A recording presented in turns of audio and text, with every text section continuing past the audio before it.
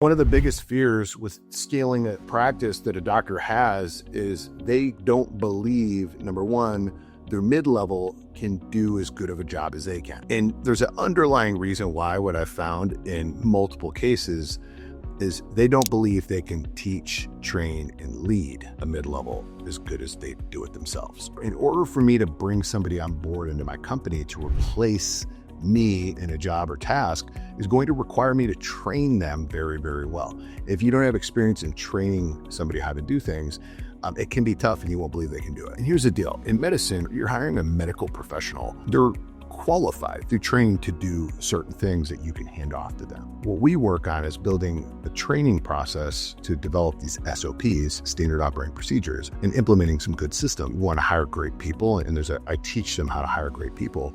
But the hardest part is just letting go because of this false belief that this person can't do things as well as I do. The second half of that, and I've seen this, doctors have a little bit of fear in it, which we want to keep them in the game, is they worry about clinical excellence. Meaning, hey, if I'm delegating everything and my mid-levels are kind of running the show and I'm barely seeing patients as much as I used to, maybe I won't be as sharp. And here's where I'll tell you, I've seen this 100% of the time. When you don't have to see every single patient and your team is seeing majority of them, when you do see patients, you are so engaged, you're so excited, like you're in residency again, because you're not burned out, you're not overwhelmed. It's not like, oh, gotta get to the next patient, gotta get to the next patient.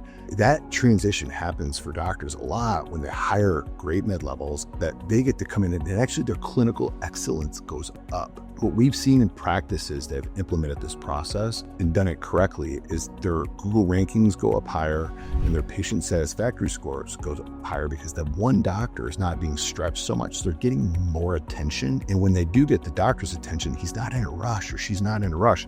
They're more engaged, they're more connected. It's one of the things I teach doctors is how to connect a little bit more with the patient, the person, to build that relationship, because those relationships will also open more doors, get more people referred in and all that stuff that you're just not taught in medical school. And standard medical care is, man, everybody's a number. And that's why most docs want to break away from that. And patients know that. And so when you can come in with a different way of making them feel and help them be heard by having a better team and doing that, your clinical excellence will actually increase.